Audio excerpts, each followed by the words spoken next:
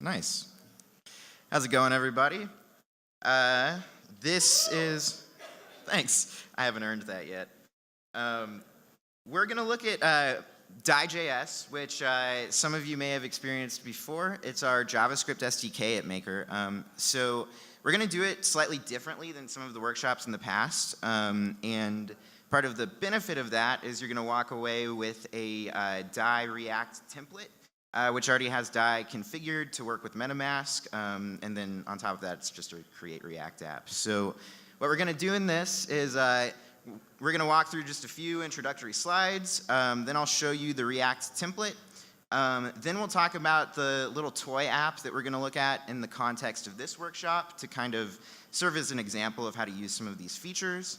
Then we will walk through that code, and then we'll take some questions. So just a brief introduction to Dai.js. It's our JavaScript SDK.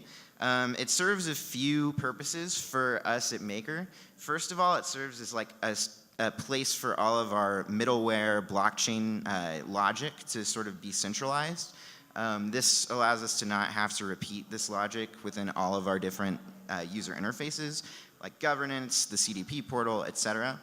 It also serves as a really easy tool set for developers to use to build on top of Maker. So if any of you have ever tried to interact with the Maker contracts, you may have found that there was basically a lot of new terminology to learn, a lot of logic to wrap your head around. Using the JavaScript SDK is much, much easier. So especially at hackathons, people find it pretty useful, I think. So we have some built-in dev tools on top of the general functionality for Maker. Some of the coolest ones, I think, and the ones we're going to talk about here, is our transaction manager, which watches the state of a transaction. We have a token service, which we can use to check allowances on the tokens and also to interact with the tokens easily. And we have a DSProxy service, which I will explain in a bit more detail. So on the subject of that DSProxy, this is going to come into play when we look at the specific app that is going to be the example for our library. But one of the most common design patterns in our Maker front-end apps lately has been using these proxy contracts to sort of make several transactions atomic. So if you've ever used the newest CDP portal that came out around DevCon, or if you used Oasis Direct, you've probably experienced this where either in the case of the CDP portal, you might lock ETH and then draw Dai in the same transaction, or in the case of Oasis Direct, you might grant approval, convert ETH to WETH, sell the WETH for Dai, convert it back to ETH, send it back, etc. So it's really nice, obviously, for UX reasons, because it's way less cumbersome for a user to approve a single transaction than 5 of them. But it's also really good just for general security, because if you're executing all of these transactions atomically and one of them in the middle fails, then the whole thing will revert and you don't have to deal with like stranded states or anything like that. We'll look at some specific examples of this later when we start looking at the actual code, but I just kind of wanted to introduce it first because the language gets a little confusing, specifically because there's actually 2 things that we call a proxy here, and they're both directly related to what we're doing. So the first proxy is what we kind of refer to as like a forwarding proxy, and it's essentially a contract that exists a level above the core contracts of your dApp, and it's there only to run these transactions in a row, right, so that it executes atomically on-chain. This is important to be in a separate contract many times because if you're designing a smart contract, your top priority probably isn't how many transactions you can combine, but rather how safe your contract should be. So in this case, we can just make a super simple contract right on top of it, run those transactions in a row, and call that function instead. But if we want to make it as simple as possible in order to avoid creating new attack vectors and stuff like that, we actually want to use something called a DSProxy, or a profile proxy, which is essentially, it's there are many instances of it. It's deployed for the user when they first start using the app. And when you have it, you can use the execute function on that proxy to execute the call data within the forwarding proxy so that everything actually executes in the context of this contract that you own, not in the context of this forwarding proxy. So that has many advantages beyond just being owned by the user. It means that the user can recover funds if it ever gets lost. And it also means that allowances that a user sets in one app can follow the user into another app. So all of this might seem kind of vague right now, but I think it'll make more sense as we start looking at code. I covered a lot of that. So now just to kind of introduce this React template, Dai.js can be configured to interact with many different provider types. This I've made default to MetaMask just because it seemed easier to get it up and running for hackers at the hackathon. But you can easily change that to run on Infura or on a local node, whatever you want to do. The documentation is actually linked, as you'll see in the template. But just to give you an idea, when you're working on this later, the master branch is the clean slate that you can use to create your own project. And the ETH Denver branch you can look at to reference how some of this code can be used. So now I'm going to show you that React template. So basically, it's a create React app.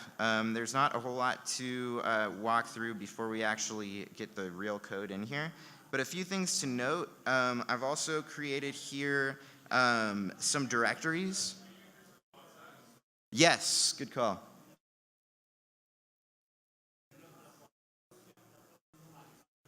How's that? Probably a little small still.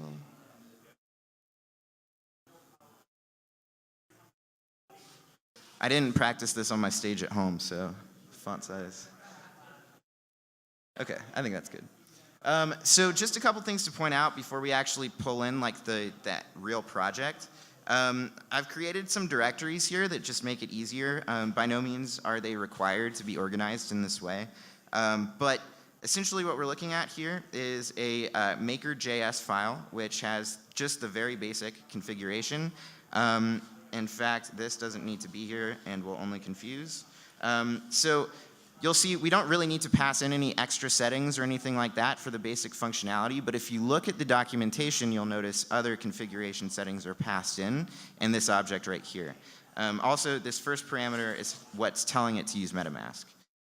Otherwise, I've created a services directory, which we'll get into when we pull in the code. And I'll show you how you can inject a service into the plugin, or I'm sorry, into the SDK, and use your own application-specific logic with all of the built-in logic. So real quick, I'll just kind of show you also what it looks like.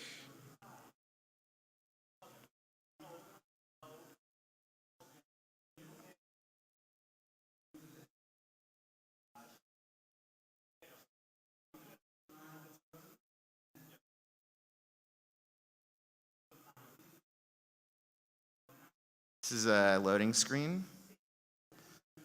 Okay, so it's a pretty basic like create React app, as I said, but just something else to point out. I'm showing the current address just so you have sort of a confirmation that it is connected to MetaMask. Also, Dai.js docs are linked right here. So if you forget how to find them, they're on the create React app. So now I'm going to check out the finished project, and we'll talk about what exactly it does.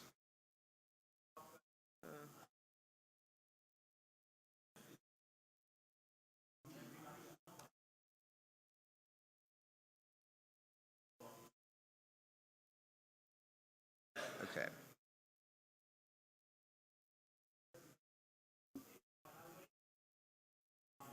Okay, so this sort of example app that I want to look at here is can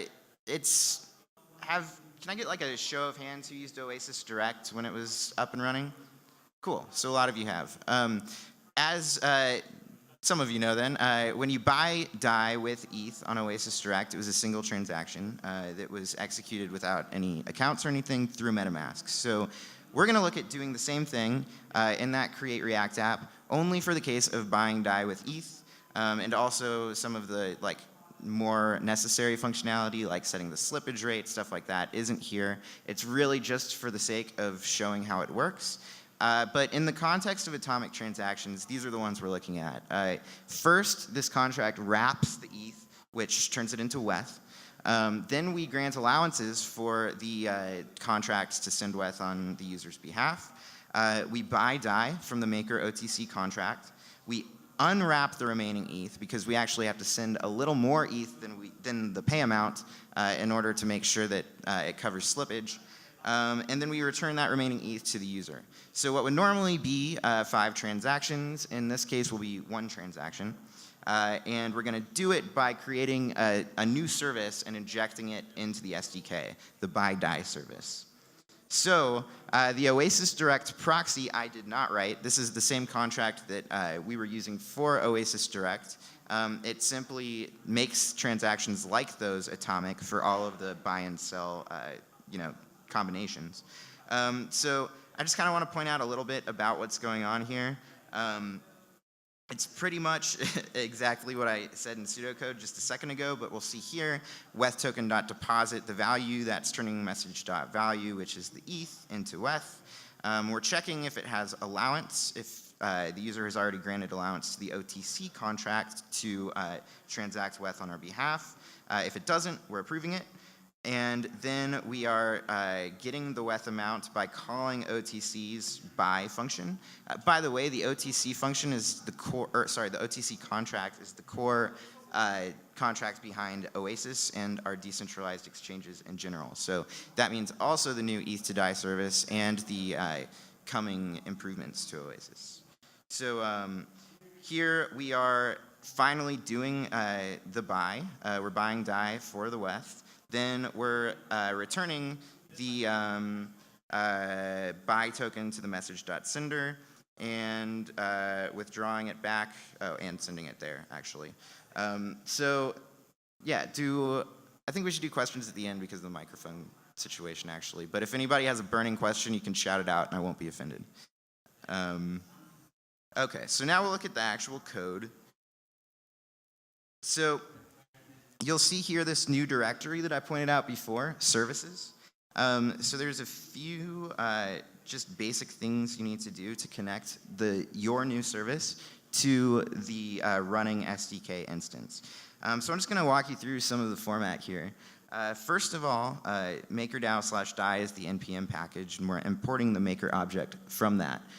So this is the same maker object, actually, that we see in this maker.js file where we create the maker instance that we actually use. In this case, however, we're not creating a maker instance. We're getting an instance of the defined services within the SDK. So there are a few different service options. There's local service, public service, and private service. For the moment, it's not too critical to know or care about the difference. You can default to the local. The main difference is built into the private and the public services, there are other lifecycle functions that happen basically when they're connected. So the private service, the public service has a connect function. The private service has both the connect and the authenticate function. So personally, I only use that when I want to execute some functionality right at the moment that the service is injected into the SDK. And yeah, so reach out if you have any questions about using that, you feel that you would need to. For the moment, we don't need to, so we're just using the local service. We create our own class by extending the local service, which is a property on Maker. And then after that, we do have a little bit in the constructor to look at. We define a name here. This name is how we're going to refer to the service from other services and also from our other code. So I've just called this by Dai. Here, we're passing name into super, and we're also defining all of the other services that this service depends on. So this can be added as needed, and you'll see some of these services are documented in the documentation, others are not, because some of them are more under the hood. So again, if there's anything that you find in the code that you think would be useful and it's not documented or something like that, feel free to reach out. The token service, for instance, I know isn't on there, but it's been on my list for weeks to do. So that will happen soon. Otherwise, after this, all we have is the application-specific logic. So why would you want to use a service in the first place? I think that at the very least, it serves as a nice organization for your app. So yeah, in this case, it's part of the app, right? It's living in a directory within the same React app. But for many of our services, for instance, for the governance dashboard, we actually publish that plugin independently on NPM and pull it into the UI. So not only can you separate this logic from your component logic, but you can also separate it from your UI entirely. So it helps to not bog down your UI with the complex blockchain logic, keeps everything readable. So that's a really good reason in itself. Another good reason is it can access some of these under the hood features of the library. So some of these features we'll look at here as we walk through this code. Others, I'll just kind of point out. For instance, right now I'll mention that the smart contracts in our system are wrapped and have some extra functionality that gets sort of injected into them. This is primarily for things like the transaction manager, so we can listen to the transactions as they go through. It also happens for the DSProxy. You'll notice, I'm getting ahead of myself. We'll get there, actually. So here is an example of how you use a service within another service. So all we're doing is calling this.get. That's the way you do it for all of them. And then you use that name. Where does the name come from? It's just defined in each of these services. So for any of these services that are defined here, you can call this.get and it will work. You can also chain them, of course. So if one is a dependency of a dependency, then you can access it that way. Here we're getting the exchange service, which actually I'm using in order to get the max pay amount from the OTC contracts. That's a bit out of scope for this talk, I think, but the high level of what's happening there is it's just asking the contract for the pay amounts, and then taking a slippage rate into account and setting that as a maximum amount that will be paid. This is just so that users don't end up placing an order to buy 10 Dai, and then some weird stuff happens on the DEX, and all of a sudden the user's paying like 20 ETH for that 10 Dai. So the max pay amount is passed in as the value, and then we're getting the contract from the smart contract service so that it will be wrapped.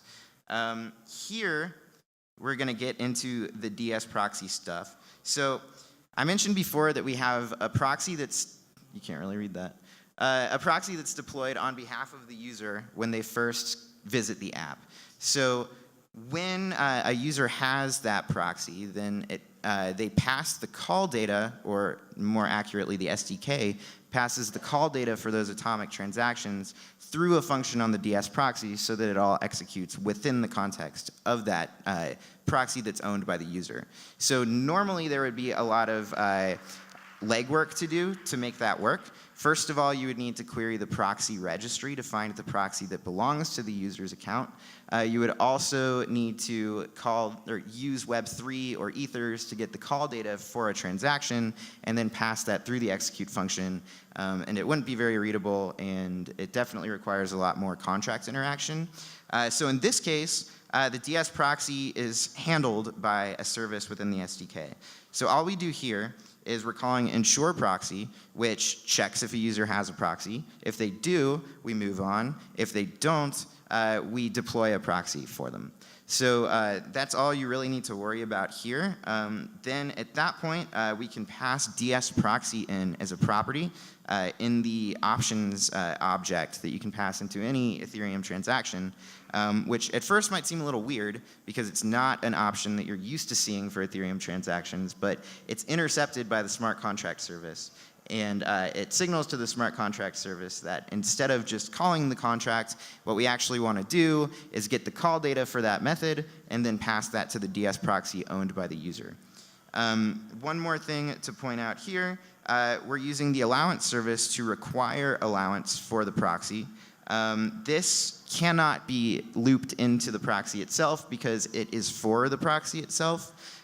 So in some cases, you have more than one transaction on the first visit. the maximum would be if you didn't have a proxy, you would see another transaction here. And if you didn't already have allowance for that proxy, you would see a transaction here. And some of that should also be probably familiar to those of you who used Oasis Direct, because in some cases there would be a few transactions and then you would return and it would just be one. So that's what's happening here. A brief note though, you actually can wrap the creation of a proxy into the forwarding proxy. The complication here though is, well, there's two actually.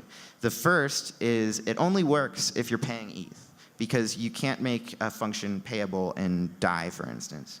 And if you're calling this forwarding proxy, which then creates a profile proxy and then sends the rest of the call data to that, then it would have to first accept your Dai and then send it back. So there could be ways to work around that, but for Oasis Direct at least, they decided not to integrate that for many of the functions. Another reason that you can't do it, well, for the allowance at least, is then we need to allow the specific proxy allowance to transact, and especially if the proxy doesn't exist yet, then you couldn't do that yet. So you'll see some different states represented depending on whether a user has used the app before. What else should we look at? The contracts. Actually, we'll return to the contracts in just a moment. Let's look at the configuration. So now we have this service, right? How do we inject the service into the running instance of Maker? So that's pretty straightforward as well. First of all, let me mention that this exchange property on the configuration that exists in this example branch but does not exist in the master branch is not critical for you to like put in your own plugin. That's actually there just for the functionality within the plugin. So here we see we're also adding a property called plugins, and we're passing in this array, which is defined up here. So the array is a function which returns an object. We're going to take any existing config and combine it with the config that we're defining here. You'll see here we're giving it its name, by Dai. We're also defining the by Dai service, which we've imported up here just from that JavaScript file we were just looking at. And then we pass in the smart contracts with another property here. So the smart contracts obviously they can be any application-specific contracts that you need to build in the course of your hack here. But you can also, so a note on that, and I kind of mentioned this in the beginning, I think that it's really important to not build your smart contract with atomic transactions as your top priority. I think you're much better off building your smart contract with security in mind and with your application-specific priorities in mind, and then coming back and building a second layer proxy on top of that to make the transactions atomic.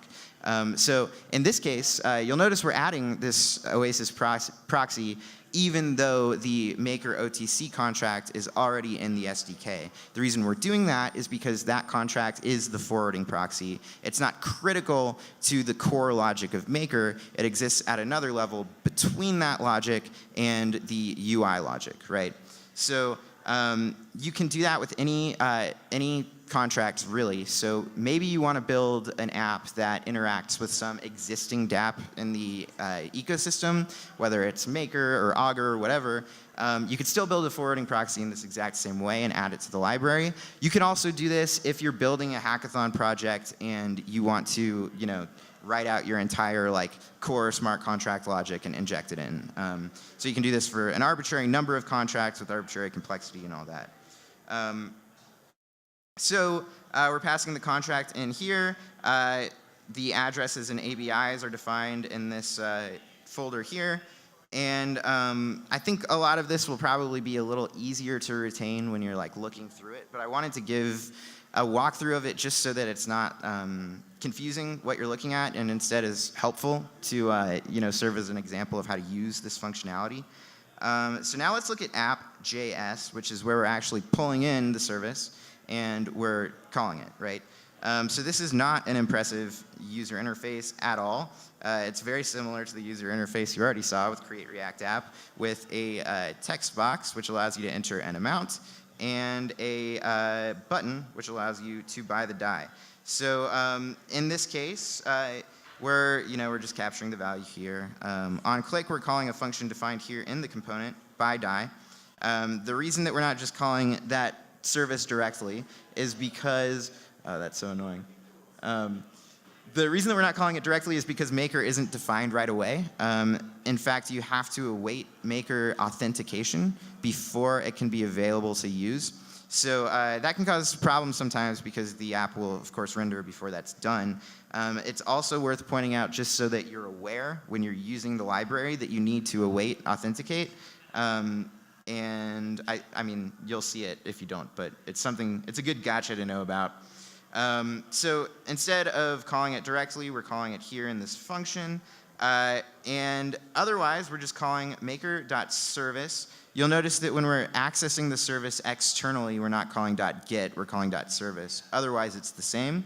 We're calling this function that we just looked at. We're passing in an amount. And then once it's mined, it's going to show us a little notification that it's mined. If it doesn't mine, or if it's reverts or anything, we're going to see an error message. So what I could have done if I spent a little more time making this a fancy UI is showed a loading screen when we're waiting for the transaction to mine, or any other kind of reactive sort of UI. In this case, there's not too much of that, but we'll see here it looks very, very similar to what it looked like before, but we have this really well-designed input field here. So now I'll show you how it works. In this case, I'm using mainnet, my MetaMask account attached to mainnet, and I have already built a DS proxy. I have also already given allowance. So in this case, we're going to see just one transaction. And here we go. You'll also notice, just to point out, all we had to do was call a contract function in order to trigger MetaMask popping up. That comes with just the maker configuration that's already built into that template that you can fork and use yourself. So that should take away some of the overhead for building a dApp. In this case, we're just going to confirm, and we're going to wait. This is on mainnet, so it'll be a second. Eventually, we're going to see it pop up. In the meantime, let me first point you to some resources. The first link here is the React template that you can fork and use yourself. We also have the Dai.js documentation. That is also linked on the app.js page of the Create React app. dApp, Seth, and HGVM, just some cool dApp tools for interacting with the chain from the command line, are linked here. We have a GraphQL API that allows you to do read operations on certain maker-specific data, such as CDP state, that sort of thing. And the docs are all here. We also have a really, really helpful glossary that's still under development for multi-collateral Dai. But this, if any of you have read the maker contracts before, you'll know it's a language of its own. It's pretty. I've grown to like it a lot, as I think a lot of maker people have, but it is off-putting sometimes for people who don't know it. So having a really easily accessible glossary is like, I cannot overstate how helpful that has been. So please look to that. And we also have this really cool chat server. It's basically like an open source Slack, but you can go to it, chat.makerdao.com.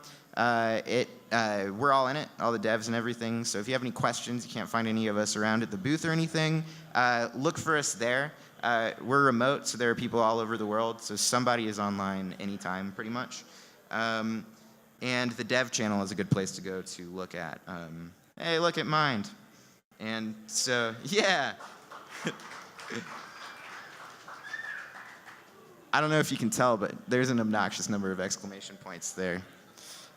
So I think that pretty much covers it. If you want a copy of the slides, I'm not sure the best way to distribute that, but I will try to do that. Otherwise, if you search for me on GitHub or search for Dai React template, that's the easiest way to find that. And now we have about 5 minutes for questions, if anybody has any. Also, there's a microphone, I think, for questions. Yeah, right over here. Cool. If you can come up to the mic, everybody can hear you in the room and on stream. If a developer wants to use Dai by service outside of the React template context, is that something that you'd recommend doing? And is it only available in the Dai React template repository right now? That's a good question. So that specific one is only available in the repository, but actually this Exchange service that I injected here, the ETH to Dai direct, actually has that functionality as well as other functionality. So you can sell for ERC20 to ERC20, you can buy ETH or you can pay ETH. And it also has integrated the atomic create and execute functions for the ones that pay ETH. So I kind of cheated because the functionality was already done, but you can access it this way. I would recommend pulling in this service here rather than copying the code that's in this app, just because it's more extensive, but yeah. Thanks. Hi, can you quickly go through the part where you made the whole transaction atomic? Like where you show it, like. Oh, yeah. So I should also specify that it's atomic by it's inherently atomic because it's in a smart contract, right? So here, basically all we're doing is compiling different transactions, different contract calls into one single contract function. So these are all functions that are defined on other contracts within the Maker ecosystem. There's 3, in fact, and actually you'll notice that we've explicitly avoided having any logic in here. Pretty much everything you need is passed in as a parameter, and most of those things are just addresses for the contracts they're interacting with. Thank you. No problem. Any other questions? Cool. Thanks, everyone.